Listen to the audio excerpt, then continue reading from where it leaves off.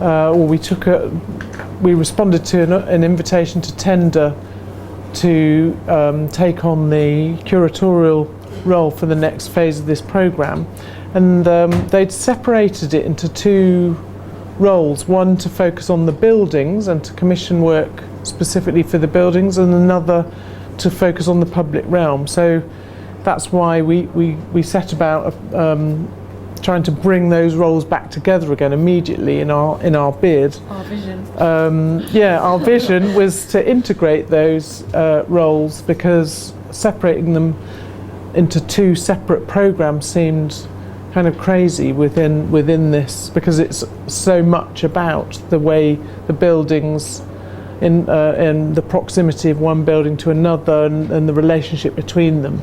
That was what we... Yeah, but also we didn't really know what art in buildings meant, or we had an idea of what it could mean, but it didn't sit very easily with us. So on some level we interpreted it as art in buildings, kind of pictures on walls, sculptures in lobbies, and that wasn't the thing that we were interested in, or the reason we do the things that we do. So we tried from the very beginning to sort of understand what this meant and what it could mean, which is something that could I ask the question whether it's the station or the area? Oh, the whole area. So it's the King's Cross site, which we're in now. Yeah, we haven't. We've sort of got a map. It's pretty much a diamond shape that runs from St Pancras Station up round the sides of the... I was visualising you were thinking of the station. No. So when we're talking about this image is probably a bit confusing given the talk that I just did. That's all right. So the King's Cross site, as Tamsin explained a bit earlier, is kind of owned by a consortium of people, and it's enormous. It's 67 acres. There are 20 new streets, there are 10 new squares, there are 50 new buildings, and some refurbished places like this that we're in now. So I don't know how much you've explored it, but you can go back and back and back from here, and you can go not so far in that direction, but a little way, and then quite a long way in that direction. And it's multiple use. Obviously, the kind of genius of the project, I think, is to have Central St Martin's Art School right in the middle. But on your way up through, you went past a site that's going to have the new Google headquarters, and then a series of other buildings that house things like the Performing Rights Society. What else have we got? There's a French media company, there are health centres, there's a school, or some. And then there are new residential buildings being built, and there'll also be office buildings. There's the Crick Institute isn't part of the site, but it's very nearby. But that's a good point, because we all the time are kind of thinking about how we think beyond it just being a fixed site. What's the porosity of the site? But it's also a really interactive map. Sorry? There's also in one of the buildings down here, one of the shops down here, there's an interactive map where you can press buttons. Yeah. Oh, yeah. As The Dominic visitor says, we'll centre. take you up to the terrace at lunchtime, because then you can actually there's a terrace up on the third floor, and you can see a lot of that happening. So quite a good spot. And what they had done, just to kind of give a little bit more background, their vision, and this is in there, I think it's still very much part of all of their materials that they put out, is to be an international destination for the arts. We were very excited by that idea, and we felt it was really possible because the nature of the site being very close to central London, an incredible kind of large-scale sites still being developed at this point, so close to central London, but also strategically placed to be, easy to get to, not just from other parts of London, but from other parts of the country because of the rail and road networks, and internationally. So it really could be an easy destination.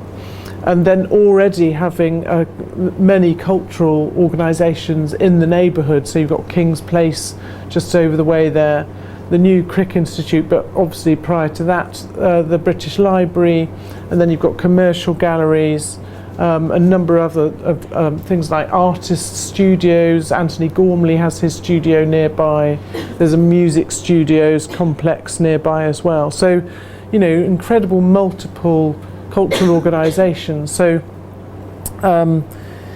we felt that was a very feasible ambition to have, and prior to us they had invited a duo of curators to commission works that have resulted in 3 or 4 temporary works happening in the site. One of them is still here, and you would have passed it on the way from the station, the kind of bird cage with the swing in the middle. So that was the first work that was commissioned, and it's called Identified Flying Object. And I think because originally it did actually get lifted up and down when it was first sighted, closer to this building in fact. And then the last work that those people commissioned you can go up and see, which is right at the north end of the site, the swimming pond, which is a naturally clean swimming pond. There are plants in there that clean the water naturally, but it's also a swimming pond. And the idea that the artist had there was that she wanted people to be able to go swimming in a building site, and actually see the landscape changing around them whilst they were doing it. So we're following on from that series of commissions, basically. So in approaching this tender, you know, we already knew the site subs quite well. We did some research in talking to different people we knew who knew something about the site and what might be going on. We tried to get different sorts of insights. And then we put in a tender which, you know, spoke a lot about our experience, a lot of Tamsin's experience at Art on the Underground, which is kind of incredibly useful when it comes to problematising this thing of art in buildings, because a lot of the work that you did, you know, where you're kind of actively intervening into the infrastructure of buildings and the facades, which is something that we have in mind very much we would like to do. And then so we basically this set of images that we've gone through represent the kind of work that I had done in Art on the Underground and other projects, and then some of the work that Rebecca. So we started the presentation by explaining ourselves through a set of images and the kind of work that we have done in the past, and then moving on to talk about models that we feel interested and excited by, models of commissioning all over the world that we felt we could bring potentially to bear on this site here. So we had the Fourth Plinth as an example of something. Is that a project really you're all familiar with, the Fourth Plinth programme? The High Line. So in terms of the Fourth Plinth, the idea of I sit on the commissioning panel by coincidence, but the reason for mentioning that model was the idea of having a very specific site somewhere within the site that could have a rolling, very high-profile commission that builds. I think the beauty of the Fourth Plinth programme is that it's grown over time. Now people internationally are aware of it. Artists subsequently are very excited to want to be selected to make their work for the Plinth, and it brings contemporary art to a much wider audience. So, you know, that seemed like a good model. Sorry, Rebecca. No, then the High Line. The High Line in New York. Everyone familiar with this? So, yeah, I mean, what to say? I mean, it's got a fantastic art programme and it's phenomenally well visited. That ground is very well trodden. There's actually plans for a mini High Line here. I mean, it's not just curators who hold it up as an example of best practice. It's landscapers, it's city planners, it's kind of everybody. It's captured a lot of people's imagination. And then we had this as a picture representative of Art Angel. So Art Angel, a commissioning body that we are compelled by and have followed over the years. Are you familiar with the Art Angel programme? Their commissions in, so it started, what is it, 20 years ago now, isn't it? I think it's even longer than that. maybe 25. There's a talk, and if it hasn't been the last few days, it's the next few days. So Art Angel was set up by James Lingwood and Michael Morris. Michael Morris with a background in theatre, James in arts. He worked at the Chisenhale in East London, and they set up Art Angel some time ago. They didn't have an anchor space or organisation, but they did site-specific work with artists and developed the project over often a very long period of time, so sometimes even 5-10 years.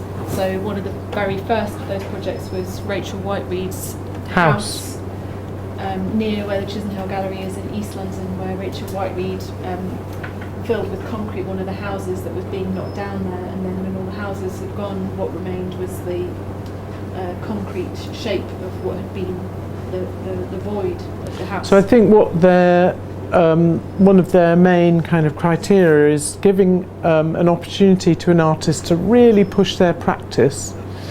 And it might even be quite a well-established artist, so but to kind of take their work in a new direction with an extraordinary project that they'd be very happy to fundraise for, that they wouldn't have that opportunity to do in a gallery or another institution. And so we felt that that was another really compelling model to excite our potential employers here. And yeah, the thing of having art, you know, in unexpected places. And then this image, again, a New York example from Creative Time. So Creative Time do projects, public projects. They're now kind of got a weird commercial dimension to them, but they still do a lot of significant things, kind of some along the lines of Art Angel. Kind of, this is a project by Cara Walker, who works predominantly in animation and 2D, but they worked with her to give her this opportunity to make something in an old sugar factory, and she made this enormous sculpture out of sugar, which then melted over time and apparently smelt really revolting. But was in an unlikely spot, kind of on a significant scale, and spoke to a number of different histories and politics as well. So basically signifying real ambition of project. Yeah. So then we were from that tender. So then, they said, yes, we'd like you to move forward, but we would like you to think about the Art in Buildings programme. So to begin with, not so much the public realm. So we had a period of how many months? Like 3 months, wasn't it? Yeah, 3 months. About 3 months. To put together a scoping study that meant that we did some research to ascertain what our vision would be for a programme focusing specifically on the buildings in King's Cross. So we did a number of different things. There were some, so we're working with Argent, who are a few doors down, next door, and they already had a kind of idea of some of the things that they wanted us to explore within this framework, and then we had other things and questions that we had that we wanted to explore. So we were kind of simultaneously having meetings with architects and people from marketing and different people who worked in and around Argent and the area. And then we were also we didn't meet so much with artists in this stage, but we were thinking all the time about artists that we were interested in and might like to work with. So I'd say we probably began by categorising the areas that we needed to research. One of them was to meet and talk to the architects and planners for the specific buildings. But a lot of that was led by, it was responding to Argent because they were setting it up. So we knew we had to do it, but we had that. And then also to do quite a reasonable amount of research into the history of the site. Mm-hmm. And that was quite an interesting section of what we needed to do. And then also to do some research around the potential stakeholders for a programme, and I think that was a really important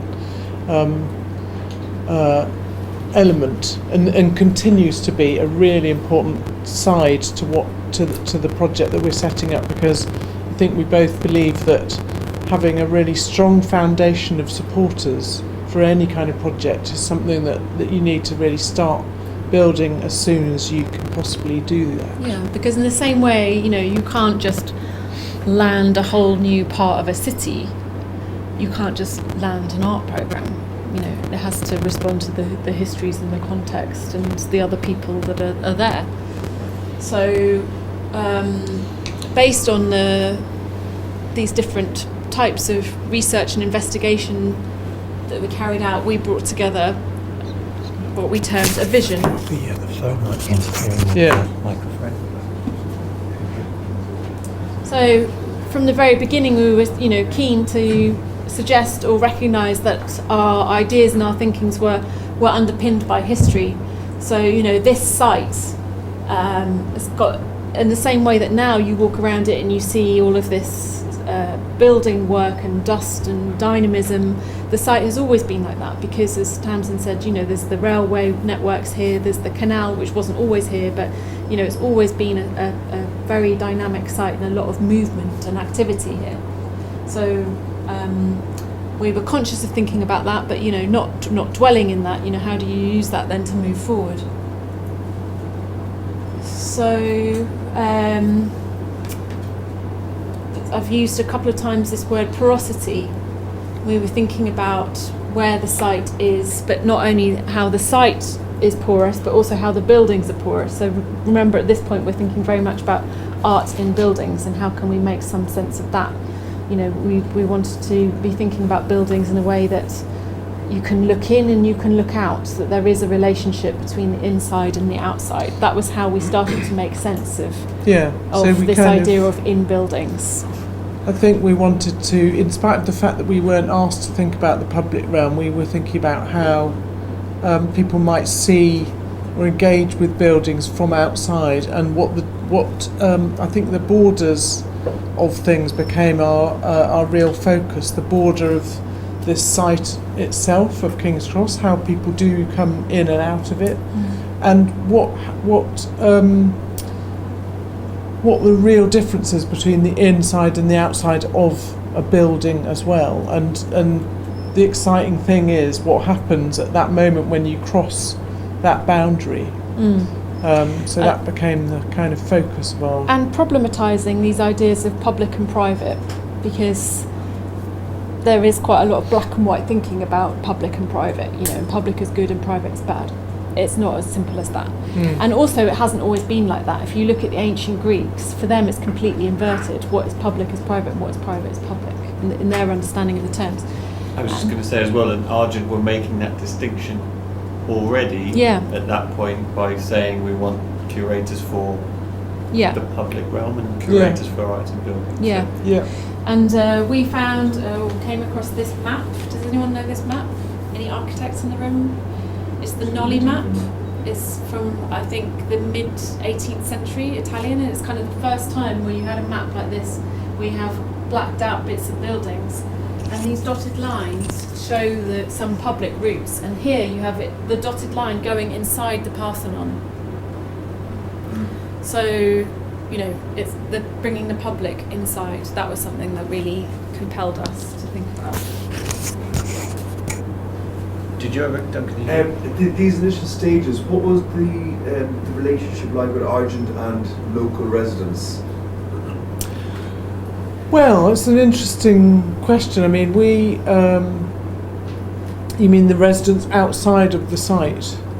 Just as close to the site as possible, I suppose. Mm-hmm. The site there wasn't any. Obviously, there are sort of stakeholders as well, the whole thing. Yeah. How much consultation was there with them? They've actually consulted quite widely with people around the site, and I think they were quite surprised by the number of people that responded to one particular survey that they did, which had 4,000 respondents to it. Yeah, the initial kind of planning. So, we've been doing this for a few months, a year or so. Argent started doing all their research for this in the late 90s. and in that period they did an enormous amount of consultation, as a result of which they devised a plan which kind of, to cut it very, very short, has this idea at core of it being human scale. So, you know, this site is not like a Dubai site. It hasn't got all crazy futuristic buildings, which it totally could be like that. But they were very determined that they wanted to make things kind of manageable, and I think some of that is very much in relation to thinking about what is around and about. Although now that's being thrown a bit out the window, because if you look at what's happening at the north of the site, there are some people there who have decided, let's go crazy tall, you know, and there's some of that's happening around and about as well. So they're different developers. Yeah. Yeah. That's So outside. Argent haven't got control of the whole area. It's No. control of They've this got a area. very distinct boundary to Yeah. the land that they own and can control. So Yes. what is the actual process for the planning permission? Surely the residents do have to be involved somehow. yeah, Oh and they're yeah, all different, I mean, different. they report to the land is all within the borough of Camden Council, Okay. and in fact Camden now have moved into a building on the site, which is just on the other side of the canal, and you can easily figure out which one it is because it has a Mark Titchener commission on the corner, which says not for one but for all. Which sounds like the Four Musketeers, but Three it Musketeers. Yeah, Do you want questions at the end or now? I'm just As conscious we- of time because we've got till 1:45, haven't we? So Yeah, I mean we can go into We're a bit coffee break. flexible, So aren't yeah, we are flexible. But I think we can. I'm quite happy to take questions as we go along. Yeah. I'm from Finland, and there when we're building a new site, you have to put 1% of the money into public art Yeah. Mhm. artworks. So do you have a similar system? They here? do Yeah. have something called Section 106, which is about putting a certain amount of their budget into development of public realm, and it can be art, but it can, it's about enhancing the public realm around a building.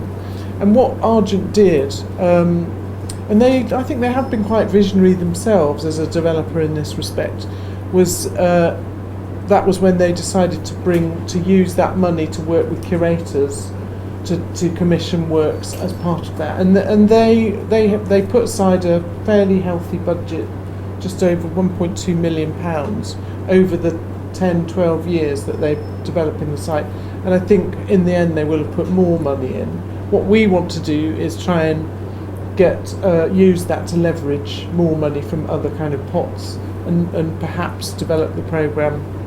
I'm going way too ahead here, but to have its own entity ultimately, because what happens when the site's completed and finished? Does the art programme then disappear? yeah, because Argent finish here in 2021. Yeah, and what they could have done was just simply purchase a couple of Anthony Gormleys or something and just leave it at that. But they felt, along with their kind of the approach they've taken to the whole site, it was much more about engaging as much as possible with the local stakeholders, with potential new residents as well as the existing residents round and about. And they've done things in a way that they want to, which they hoped would not make the building site one enclosed off area for 10-15 years and then allow people in, but to make it a living place as early on as possible.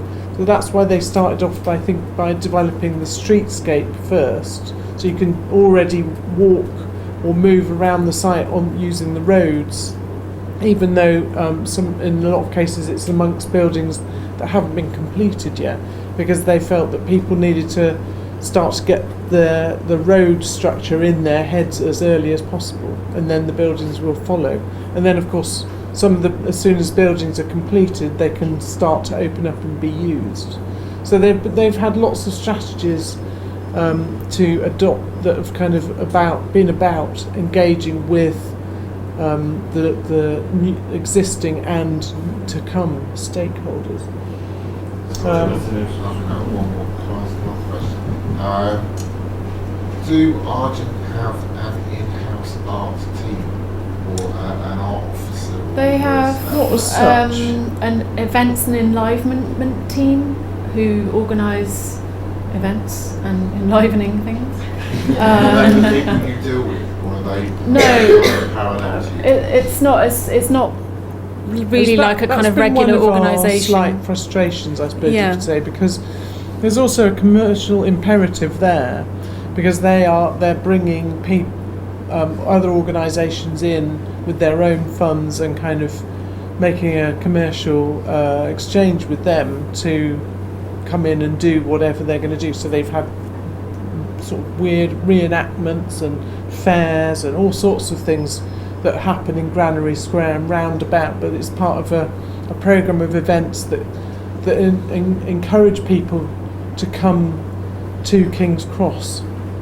But what I think they also want to do is develop something that means that people don't just come knowing what they're expecting to see and then go away again, but encourages them to come and feel that it's a place that they can be in and that they have a sense of ownership with. And so what we're hoping is that we can have a closer relationship with the events and enlivenment team. But there's Maybe. a little way to go with that. I mean, in some ways, I think they keep us separate from that because they want there to be different voices and kind of different visions existing in the same space, because it's that question about how do you make a place, and if you have kind of the same people deciding or influencing everything, that doesn't necessarily allow for the kind of variety that I think that they are aspiring to. I don't know what you think. Sorry, because you're on the board as well, so I don't know if we have to be in a panel. We need to be a bit careful, but I think there is a desire for a plurality of different voices and approaches at some level. And a lot of what happens in Granary Square, according to Events and Enlivenment, is pretty spectacle orientated. It does adhere to different happening cycles. So when it's Wimbledon, they'll fill Granary Square full of deck chairs and have big screens for everyone to come and eat They also strawberries did and the cream. Light So it's Festival kind of was here. Yeah. One of those sites was here, and I think that's about. I always saw that as about getting people here, yeah. just so that people. It was Which it almost definitely about just did. that awareness that Yeah.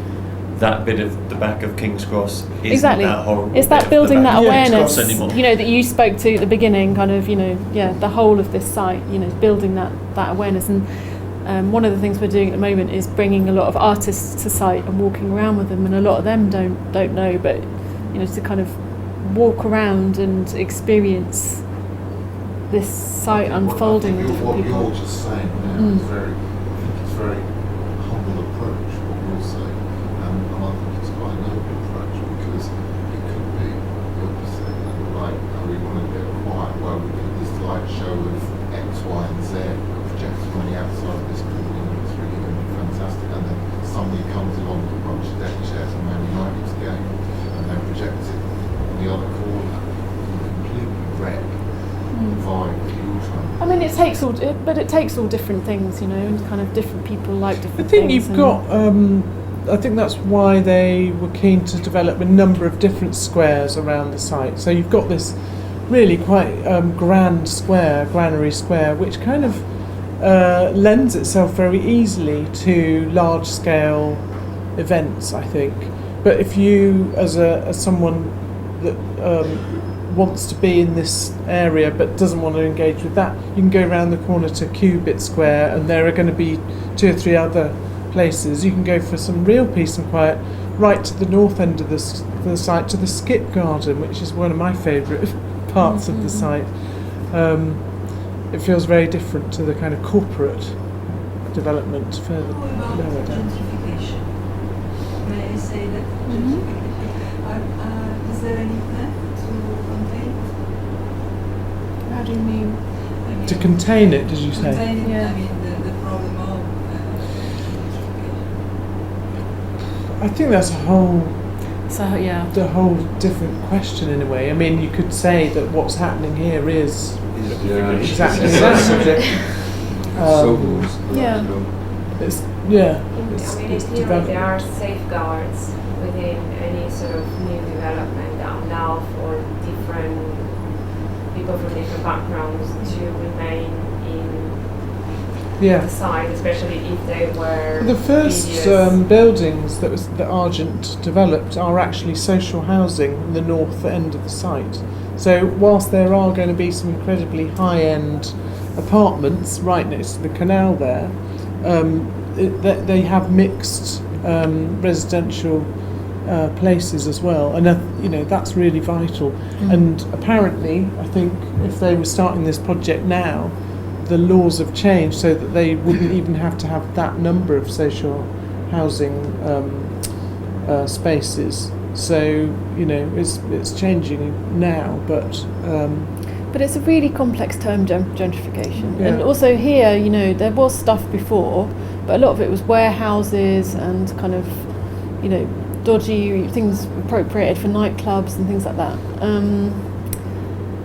And this area wasn't really residential. Yeah, it wasn't really Previously. residential, so it's not. You can't It's really kind of equate it black to what's hole, happening I in the suppose. East End or whatever. But I mean, even then, it's very murky.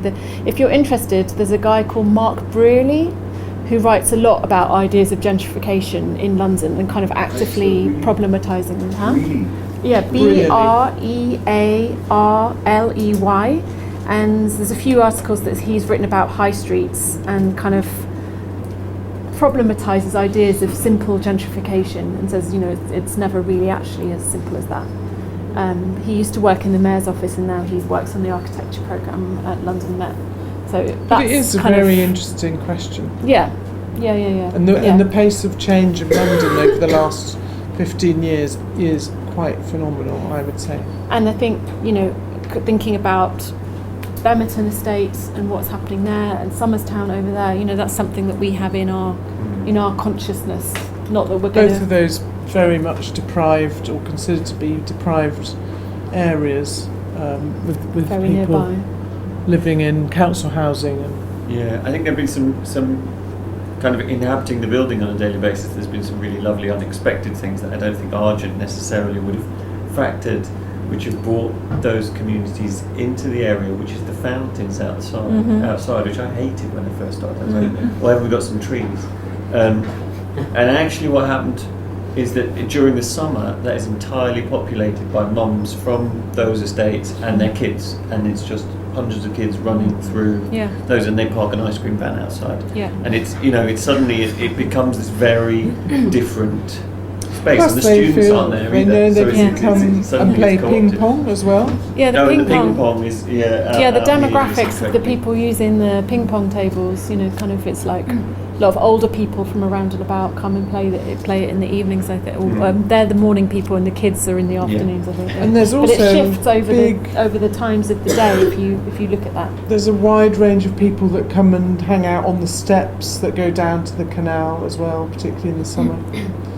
So as an approach, it hasn't been too bad, and I think this is why we were very interested in the idea of being the curators on the site, because I think it has so much opportunity. I don't know whether we got time to continue going but through just to this. say that a lot of the assumptions are kind of upset all the time, in the same way I was saying about public and private. there's stuff that you can do in Granary Square that you can't do in Trafalgar Square. The rules are different. And we had this, as part of our research, we have these stakeholder meetings. And the other day we had somebody who is running an art project in the Bemerton estate come. And we had, some art world people who were saying, where's all the grit, where's the grime, where's the edge gone, it's all losing its edge. And you had people from the Bemerton estate saying, but it's great here, we love coming here for the fountains, sitting on the steps and meeting people, drinking Prosecco that we might not meet otherwise. And there's this kind of upturn of expectations, and Tamsin's probably... Part of the private ownership of this land. Yeah, it's all...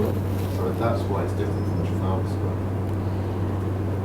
Square. So, yeah, partly. The Argent make rules in Trafalgar Square. Yeah. But there's, increasingly there's a big literature on that as well, about kind of what the rules are and who makes them. And often here, they might increase over time, but there are relatively few. But there's other ways of controlling people, obviously. And increasingly throughout London, throughout walk through the city, and any of those public sculptures you see are they're not necessarily under public jurisdiction. No. They're under the that bit of land is owned by someone else. It's a very grey area. You're gonna. How do you balance your time between research and actual production of projects? Yeah, it's quite a tough one, that, and particularly at this phase of the project, I think it's and I'd say we're experiencing that particularly now because we're now in a phase of commissioning artists. So we've been doing a lot of research around the kind of artists we want to work with. So that includes finding artists that we didn't know of before, talking to artists we do know of, and inviting them to look around the site with us. We've taken artists to a site where you have to put all of the PPE gear on in order for them to have a site visit. Whilst we're doing that, we're also still researching, doing more stakeholder meetings, as Rebecca mentioned, to continually inform the process that we're undergoing. And I think you do need a slightly different. It feels like you use a different side of your brain when you're doing research that's quite desk-based, I suppose, to then thinking through the logistics of making a project actually happen and then doing it. But I think doing both, finding a way to actually do both simultaneously keeps the whole, it informs those processes and keeps it alive. Which in a way is one of the things that the walks we've been doing with people are doing. So yes, we've been doing with artists, but also we did one recently with this guy called Adam Casa, who runs an organisation called Teatro Mundi that think a lot about ideas of culture in the city, culture and art in the city. And we're walking with him, and he's got a completely different set of eyes, and we're having a set of conversations about kind of urban developments, and he's comparing it to what's happening in Toronto and things like that. And we're doing it as we're walking around and we're sharing, and that's a kind of research, and that's an active research. Because, we're walking and our brains are going, and we're taking pictures, and there's all kinds of things coming together. Research forever. Do you know what I'm saying? If you could just keep exploring. But on the other side of it, we have got deadlines coming in, so we're kind of balancing the stakeholders thing, and it does become a juggling thing, but. You can't have one without the other, and it's not like we can just draw a line under the research. I mean, because if you're kind of saying, how the hell do you manage that? The way that I find that I do that is to literally plot out time during a working week, where I'm going to be doing this bit of research on that day, and understanding where some deadlines are, and I'm sure you all do this anyway, but it's something that you're going to have more active periods at certain times than others. And we have a joint rolling lists, and we wouldn't be able to do what we do without Google Docs. Yeah. I mean, in terms of, I think it's what I found is really useful to be doing this in alongside another person. So we've been able to establish through a conversation the kind of research we need to do, and we support each other to kind of think of things that the other person might not have thought of, and establish a process and a set of protocols for ourselves, as well as the way we're going to report to Argent. And then I think our next phase of work, and will be actually to make that process more efficient, will be that we'll actually take responsibility each for some separate projects, keeping each other informed but taking them forward. That might be a new way now, once we've established the way we're working on the programme as a whole. There is an idea that we're going to get you back again throughout the 2 years, so you'd see this process, I think it would be great for you guys to see 2 years of this, playing out in a way. I think every time you come, you're like, we're doing this now, and just you see that kind of unfolding and the events that happen would be amazing, really. This is the building that's nearly complete now, this is nearly complete. So this is just like over there if you walk by it, we took this photograph, the big sort of, actually it was April mid-April last year. April last year. Yeah, And now it's almost completely finished. So we took this photograph actually from the Camden Council office, which if you get a chance to go up there, you get a fantastic view of the whole site from up there. And I think Rebecca actually took this picture. And it is remarkable to see the building now, really less than a year later, with the cladding almost completely finished. And a French media company about to move in. Are we... Yeah, probably. Have we got any more questions at this point? Because I think we're probably running out of time-wise. We've got loads more pictures. Yeah. While you're doing the research, are you also trying to quantify what impacts the project will have, or is that something that comes out? We actually had a meeting yesterday. Yeah, it's a very good question. We actually had a meeting yesterday with somebody about how we go about devising a really kind of solid academic style research strand to our work. So it's an aspiration that we both have to very much anchor, or have that running alongside and informing the work, and making a body of research that is useful to us here, but also beyond here, because this can be a case study for so many things that are happening in the world. Kind of, we can talk about gentrification and good and bad and public, private, whatever, but this is a reality, and this is happening here, and this is happening in other parts of Europe, it's happening in the whole of the world. So how do we actually find ways to function and question and do the things that we want to do? So we had a kind of initial meeting with somebody yesterday, and a sort of refining a set of questions that we want to try and it's quite answer or interesting go some because way it's towards not answering. Part of the brief that Argent have set us. But then, my brief when I started at London Underground was just to maintain the Gloucester Road art platform, and if you just stick to the brief, you take it as an opportunity. And I think with this project, we've been asked to devise and deliver a set of commissions, I guess, and a programme. But that seems only one element of what we should be doing, and I think this more formal research that's tethered to a formal institution, if possible, is going to be an important thing that beds the programme, or is embedded and underpins the programme, along with the kind of foundation of people that we want as our supporters, the stakeholders.